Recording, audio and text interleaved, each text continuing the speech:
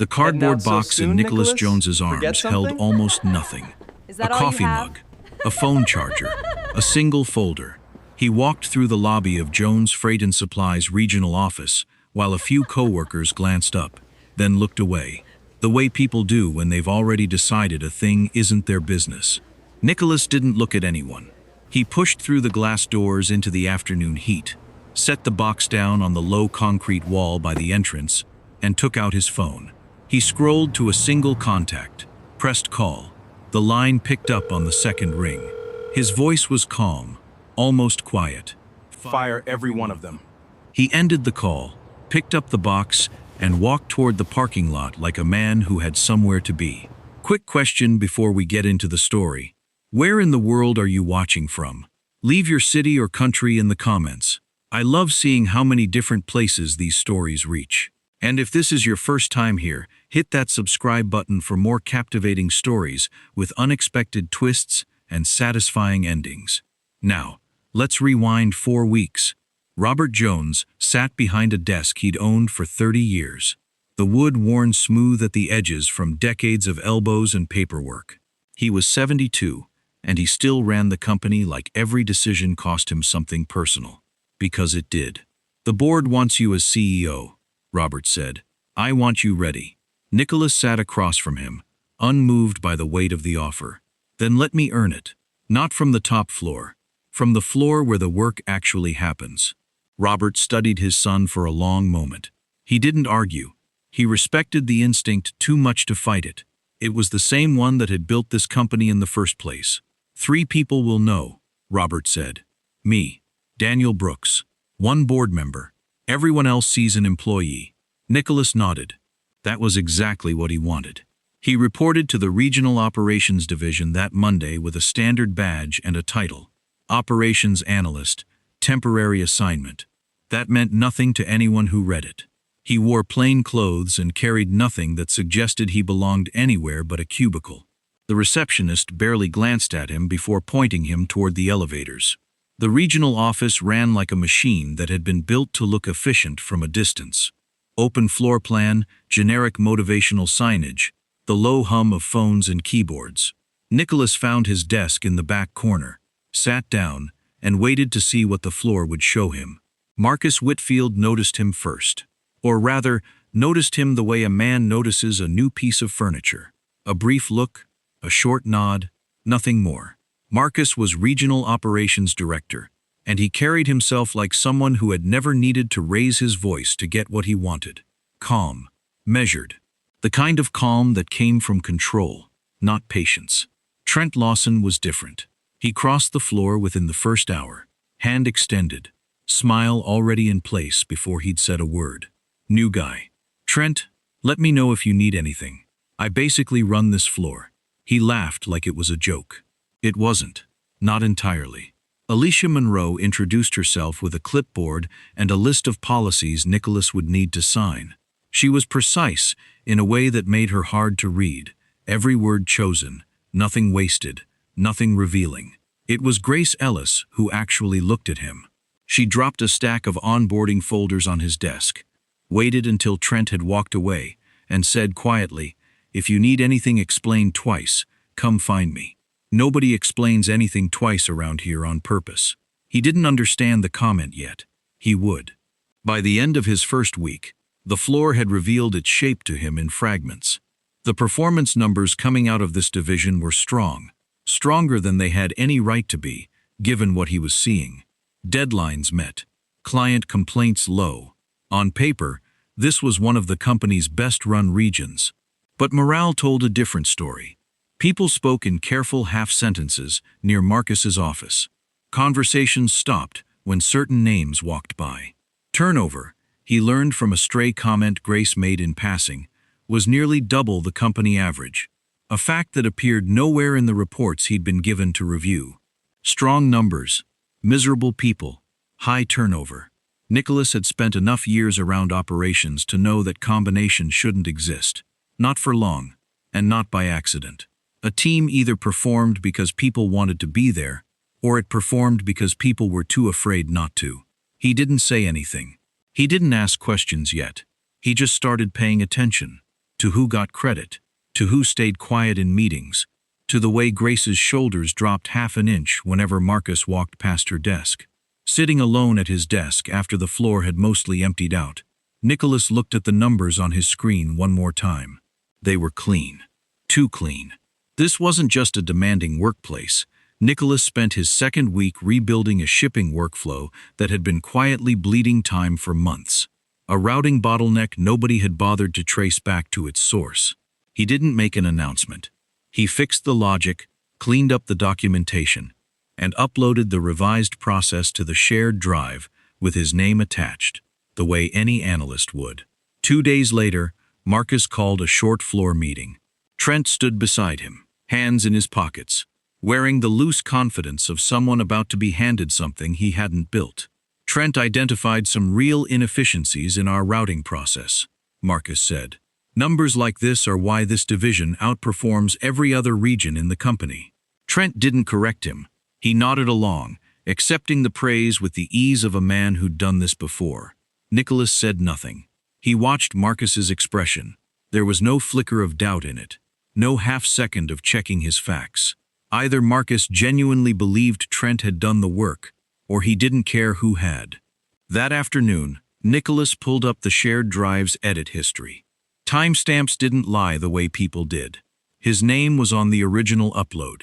Trent's edits, made an hour later, amounted to a font change and a new header. He didn't confront anyone. He opened a private file on his laptop instead, one Marcus, Trent, or Alicia would never see, and logged the date, the timestamps, and a short, factual description of what had happened.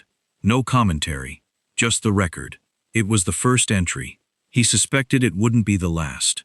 Nicholas hadn't set out to learn why Marcus protected the floor's numbers so carefully. It surfaced by accident, in a company-wide memo he wasn't technically supposed to see yet. Regional directors were being evaluated for a newly created VP of Operations role, one Marcus had been chasing since before Nicholas ever walked in. The criteria were blunt: retention of top-line performance metrics, client satisfaction scores, cost efficiency. Nothing about turnover, nothing about culture. It reframed things. Marcus wasn't simply cruel for its own sake. He was protecting a number that was about to become the most important number of his career, and he'd built a floor that produced it by any means the metrics didn't measure. Complaints didn't lower the score. Turnover didn't lower the score. Only the numbers on the dashboard mattered to the people deciding his promotion, and Marcus had learned, correctly, exactly what corporate was and wasn't paying attention to. Nicholas added it to his file without judgment, just context.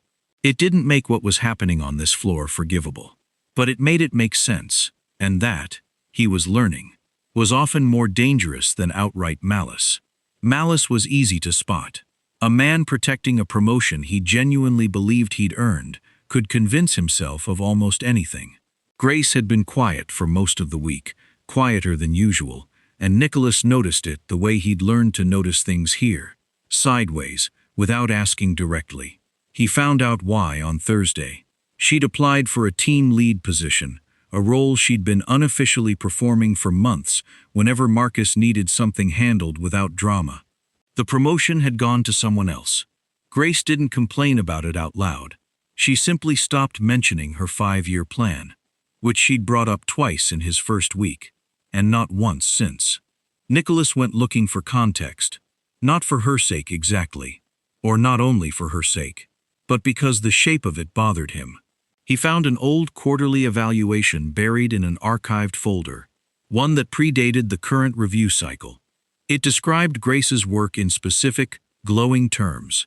Exceeds expectations in cross-departmental coordination. Strong candidate for advancement. The evaluation used to make her case for promotion told a different story. Same review period, same projects. But the language had shifted.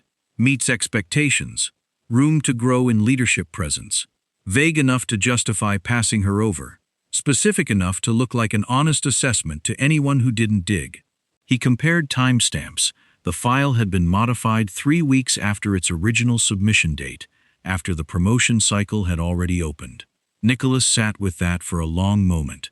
Someone had gone back and rewritten history to make an inconvenient truth disappear. He didn't mention it to Grace. Not yet. There was nothing to give her except suspicion, and suspicion without proof would only cost her something if it got back to the wrong person. Instead, he added a second entry to his file, this one with 2 attachments, the original evaluation and the version that had replaced it. Evaluations weren't supposed to be negotiable after the fact. Someone here had decided otherwise. A line Nicholas almost crossed Grace, found him at his desk after most of the floor had cleared out. The altered evaluation still open in a tab he hadn't closed fast enough. "You've been pulling old files for weeks," she said. Not quite a question. "The credit thing with Trent. Now this."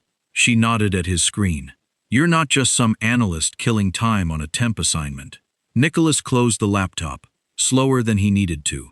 For a moment, he considered telling her. The truth would have been easy to give her, and she'd more than earned it. But it wasn't only his secret to hand out, and he'd learned enough about this floor to know that knowledge, here, was a liability as much as it was power. "I just don't like when things don't add up," he said instead. Grace studied him a moment longer than the answer deserved. She didn't push. "Neither do I," she said. "It's why I've stayed as long as I have. Somebody has to keep count." She didn't ask again after that night, though Nicholas suspected she'd already guessed there was more to him than the badge said. What she offered instead was quieter and, in its way, more valuable.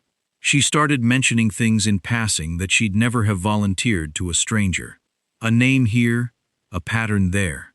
Not because he'd convinced her of anything, but because she'd decided, on her own terms, that he was someone worth trusting.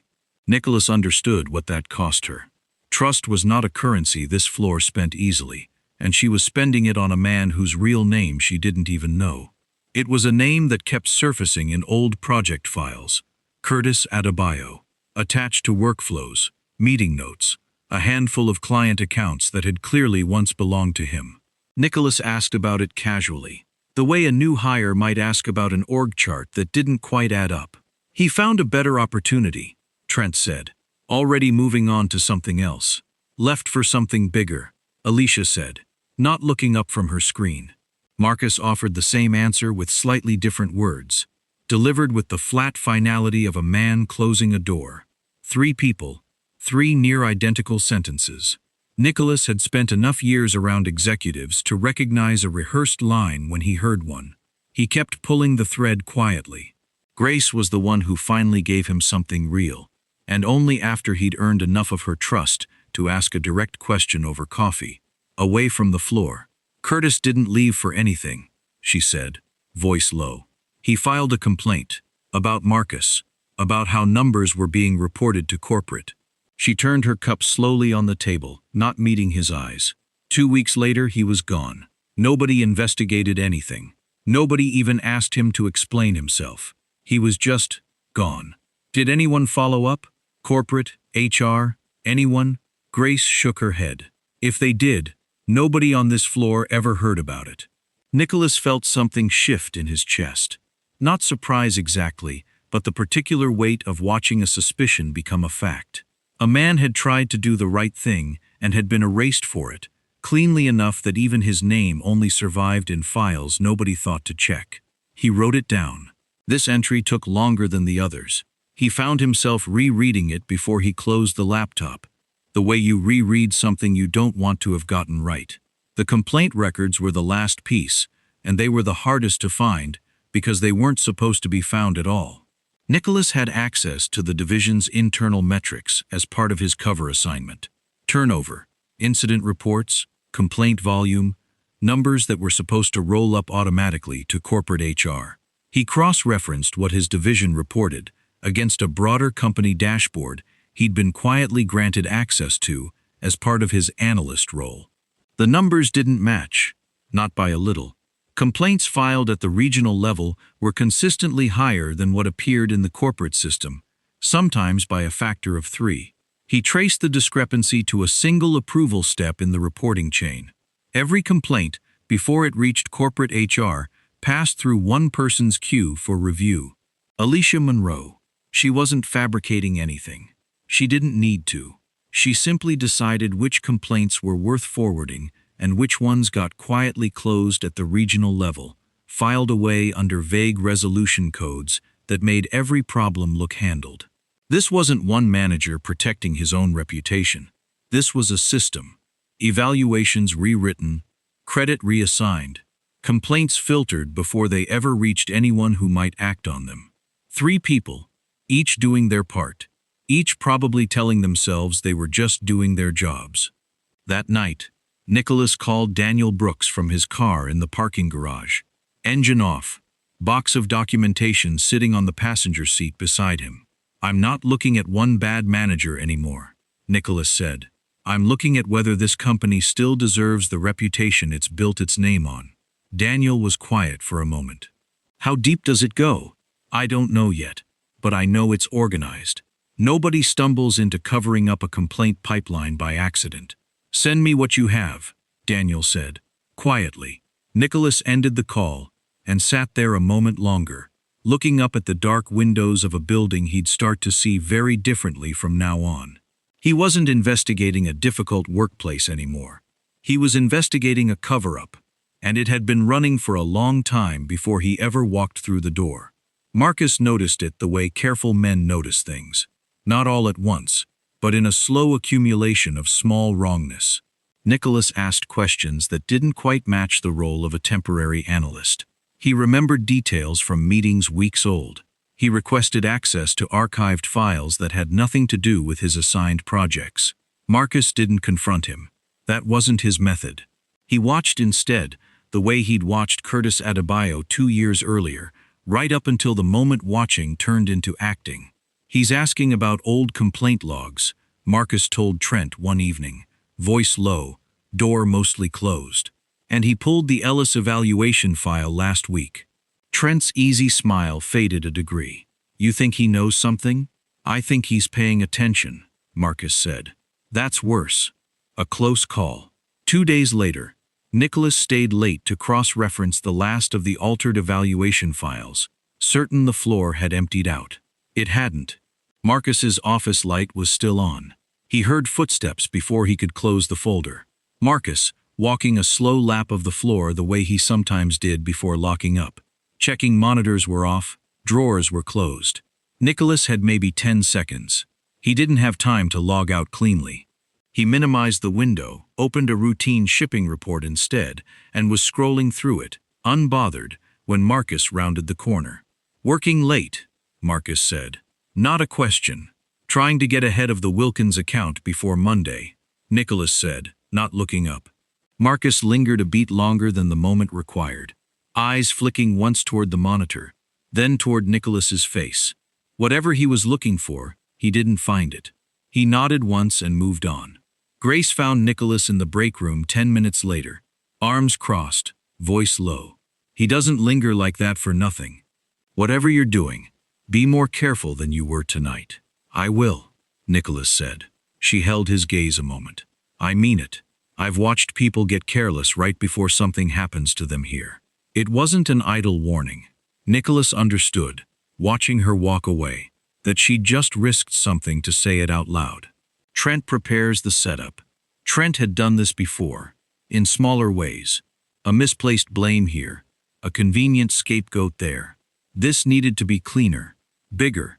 He waited until Nicholas stepped away from his desk for a client call, then slid into the seat 2 rows over, the one with a direct line of sight to Nicholas's monitor. It took him less than 4 minutes to capture what he needed. A keystroke logger disguised as a routine software update. The kind of thing IT approved without reading twice when it came from someone with Trent's tenure. "You sure about this?"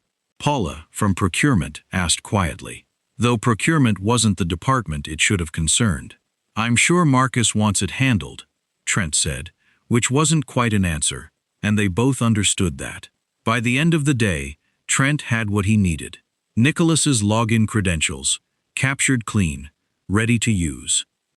That night, using Nicholas's credentials from his own terminal, Trent accessed a confidential client file, the kind flagged for restricted viewing, the kind that left a trail no one was supposed to examine too closely unless something went wrong. He downloaded it. forwarded a copy to an external address that would later be traced, conveniently, nowhere near Trent's name. The access log recorded exactly what it was built to record: Nicholas Jones's credentials, a restricted file, an unauthorized external transfer, time-stamped at 9:47 p.m., an hour after Nicholas had already left the building for the day, a detail nobody would think to check unless they were looking for it. Trent closed the laptop and went home. He didn't feel guilty. He'd convinced himself, the way people like him always did, that this was simply how the floor worked, that Nicholas was collateral in a system that had always run this way, and always would. Alicia's office had the blinds drawn when Nicholas was called in Thursday morning, which told him something before anyone said a word. Marcus stood near the window, arms crossed, wearing an expression carefully arranged into something like disappointment. Alicia sat behind her desk with a folder already open, the pages inside printed and organized with the tidy precision of a woman who never left loose ends. A restricted client file was accessed and transferred outside the company last night, Alicia said. The credentials used were yours. I left the office at 8, Nicholas said. There's a badge log. The digital access log shows your credentials, Alicia said, sliding a printed sheet across the desk. 9:47 p.m. Nicholas looked at the page, then at her, then at Marcus, who hadn't moved from his spot by the window. Did anyone verify where the login actually originated? Nicholas asked. The device, the IP address, not just the username. Silence. Alicia's eyes flicked toward Marcus. Just once.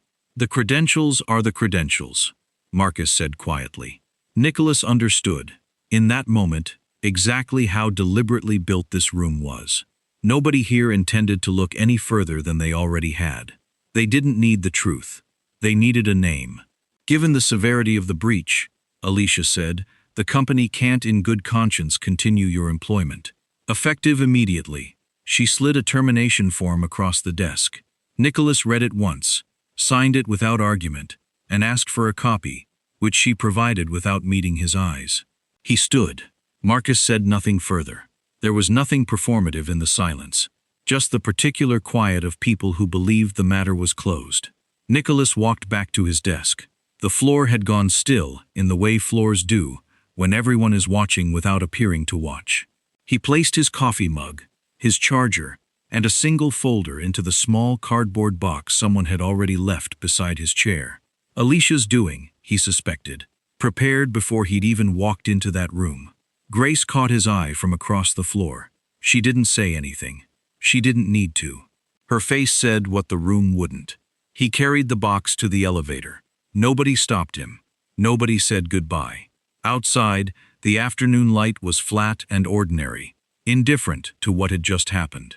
Nicholas set the box down on the low wall by the entrance and took out his phone. He scrolled to a single contact and pressed call.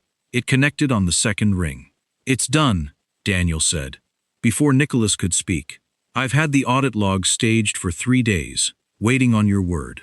Lock down executive access to the regional servers, Nicholas said, his voice even, unhurried. Freeze every account with review authority over the past 4 years. I want emails, evaluations, and file access histories under legal hold within the hour. And the 3 of them? Nicholas looked back at the building once, at the glass doors reflecting a sky that hadn't changed at all. Fire every one of them. Daniel moved fast. Within the hour, every account tied to the regional office's leadership was frozen. Emails, evaluations, file access logs, all of it locked under legal hold before Marcus, Trent, or Alicia had any idea what was coming. The digital forensics team Daniel brought in didn't need long. The access log that had supposedly condemned Nicholas told a different story once someone bothered to look past the username. The login at 9:47 p.m. hadn't come from any device Nicholas had ever used. It traced back to a workstation registered to Trent Lawson, the same terminal, the investigators noted, that had logged an unrelated keystroke capture install 2 days earlier. It wasn't sophisticated. It had simply never been checked. By midnight, the picture was complete. 4 years of altered evaluations. A complaint pipeline quietly filtered by Alicia. Credit systematically redirected through Trent, all of it operating under Marcus's approval, sometimes his direction. Curtis Adebayo's file was in there too. A complaint filed, an employee gone 2 weeks later, no investigation ever opened. Robert Jones read the summary standing up, the way he always did when something mattered too much to sit through. "How sure are we?" he asked. "Sure enough to act tonight," Daniel said. Sure enough that waiting would be the mistake. The board convened by video within the hour, half of them still in evening clothes, none of them asking Robert to justify the urgency once he explained what the documents showed. There was no debate about whether to act, only about how fast and how visibly. "Company-wide," Robert said. "Tomorrow. Everyone sees this happen at once. No quiet memo. No rumor mill deciding what this means." The notice went out at 8 the next morning. Mandatory all-staff meeting. Main atrium, 10 a.m. Regarding company leadership. Nothing more. By 9:30, the building was humming with speculation. On the regional floor, Marcus told anyone who'd listen that transitions like this usually rewarded people who'd proven their value. Trent laughed at something beside him.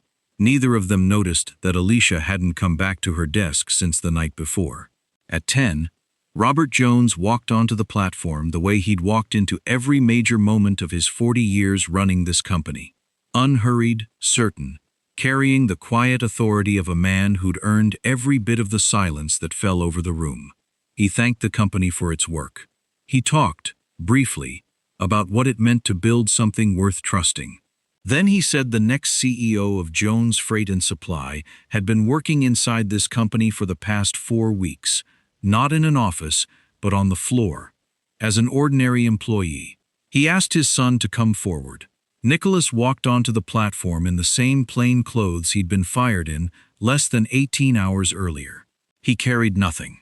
He stood beside his father and looked out over a room full of faces, trying to reassemble everything they thought they knew. Near the back, Marcus's expression moved through recognition, then calculation, then something that had no clean name left for it. The man he'd fired yesterday was the man who now owned the company's future. Nicholas didn't smile. He hadn't come up here to enjoy it. He said only a little. His name, the reason he'd asked to start as an ordinary employee, the fact that the past 4 weeks had taught him more about this company than any boardroom ever could. Then he stepped aside and let Daniel Brooks explain, plainly and without theater, that a serious pattern of misconduct had been uncovered on the regional floor, and that those responsible were no longer employed by the company. No names. Not yet. That wasn't the point of this room. The atrium didn't erupt. It went still. The particular stillness of people finally understanding that the ground beneath them had just shifted, permanently, and for the better. The terminations were handled quietly, without ceremony, because Nicholas had no interest in making a spectacle of it. Marcus received his notice by end of day. Specific documentation, not a vague separation letter, naming exactly what the evidence showed. He didn't argue. There was nothing left to argue with. Trent's termination came with a call from Daniel's office, calm and procedural, closing a door that Trent had spent years assuming would never shut on him. Alicia's was the hardest to write, not because the evidence was thin, but because she'd never fabricated anything directly. She'd simply decided, over and over, which truths were inconvenient enough to bury. That choice, repeated for years, was enough. None of it was done out of anger. Nicholas made sure of that. It was done because the record left no other honest option. Grace found out about her promotion on a Tuesday morning, called into an office that no longer belonged to Marcus. Nicholas didn't frame it as a reward. He slid the original evaluation across the desk, the one written before someone had quietly rewritten her file, and told her the truth. She should have had this role 2 years ago. The promotion wasn't a gift. It was a correction. She didn't say much. She didn't need to. Something in her shoulders, tight for months, finally let go. There was one name Nicholas hadn't been able to close the file on: Curtis Adebayo. Daniel's team tracked him down within the week, no longer in logistics, working a job that paid considerably less, in a city 3 hours from the one he used to call home. Nicholas asked to make the call himself. Curtis didn't recognize the name at first. When Nicholas explained who he was and why he was calling, there was a long silence on the line. "I filed that complaint 2 years ago," Curtis finally said. "Nobody ever called me back. Not once." "I know," Nicholas said. "I read the file. I'm not calling to apologize on behalf of people who won't. I'm calling because the review confirmed what you reported was accurate, and the company owes you something real for what that cost you." He laid it out plainly. Reinstatement if Curtis wanted it, at his previous level or higher. Full back pay for the gap, or a settlement if he'd rather not set foot in the building again. No fine print. No release forms designed to make the offer smaller than it looked. Curtis was quiet for a long moment. "I loved that job," he said finally. "Before all that, then it's still yours, if you want it." Curtis came back 6 weeks later, not to his old floor, but to a newly formed compliance division Nicholas had created specifically, so complaints like his would never again disappear into a single person's queue. It wasn't a symbolic gesture. Nicholas made sure the role had real authority behind it. The first time Grace saw Curtis in the building again, she didn't say anything to him directly. She just stopped at his desk, set down a cup of coffee, and kept walking. Some things didn't need words to close the distance. Nicholas didn't chase Marcus, Trent, or Alicia after they left the building. That wasn't restoration, and he'd promised himself early on that this wouldn't become about revenge. But endings, he was learning, rarely stayed as clean as a termination letter. Trent found another job within a month, at a smaller logistics firm across the state, and the new employer never learned exactly why he'd left Jones Freight and Supply, only that he had, and that the reference they received was carefully, deliberately neutral. Nicholas hadn't ordered that. Daniel's office had simply followed policy, giving no opinion where none was owed. Trent would have to build whatever came next on his own, without anyone here doing it for him. Marcus didn't find anything, not quickly. The VP role he'd spent years chasing evaporated the same week his termination did, and word of exactly why traveled through the industry faster than any of them expected. He wrote Nicholas a letter 8 months later, not asking for his job back, just acknowledging, in a handful of careful sentences, that he'd convinced himself the numbers were the whole job. Nicholas read it twice and didn't respond. Some things a letter couldn't undo, and he wasn't in the business of offering absolution he didn't have the standing to give. Alicia's path was different. She'd been the one person in that room who'd never fabricated anything outright, only allowed it to happen, and something in that distinction seemed to sit with her longer than it did with the others. She reached out to Grace, of all people, not Nicholas, an email, unprompted, admitting she'd known exactly what she was protecting every time she closed a complaint file without forwarding it. Grace showed Nicholas the message without comment. He read it, handed it back, and said only, "Some people learn the cost of a thing after they've already paid it." None of it changed what he'd decided. The company had made 3 people whole, and it had removed 3 others who'd made that necessary. Whatever came next for Marcus, Trent, and Alicia belonged to them now, the same way the floor itself finally belonged to the people who'd spent years just trying to survive it. Nicholas spent the following week walking the floors himself. No announcement, no entourage. He gathered the regional team the same way he had the day the news broke. No podium, just open floor space and his actual voice. "Fear can produce obedience," he told them. "It never produces excellence." This company confused the two for a long time, and people paid for that mistake with their careers, sometimes with their livelihoods. That changes now, not because I said so today, but because of what we build starting tomorrow. He told them evaluations from the past 4 years would be independently reviewed, and outcomes corrected wherever the record showed they'd been influenced by what happened here. He told them a direct reporting line now existed, one that didn't run through any manager who could bury it. He didn't ask for their trust. He told them what he intended to do and let his actions be the thing that earned it, over time. Robert's handover was simple, almost anticlimactic by design. In a boardroom half empty of ceremony, he passed the chairmanship to his son with a single line that meant more to Nicholas than any title ever could. You didn't inherit this company, Robert said. You earned it. That evening, long after the floor had emptied, Nicholas sat alone in an office that still didn't quite feel like his. He opened the same cardboard box he'd carried out the day he was fired, the one that had sat untouched in his car for 2 weeks. Inside, the coffee mug, the notebook, the employee badge. He set the mug on the windowsill. He filed the notebook. He held the badge a moment longer than the rest. Instead of throwing it away, he placed it in his desk drawer, somewhere he'd see it, not somewhere he'd forget it existed. He never wanted to lose the memory of what it felt like to be a name nobody bothered to double-check. The title on the door made him CEO. The 4 weeks before, it made him someone worth following.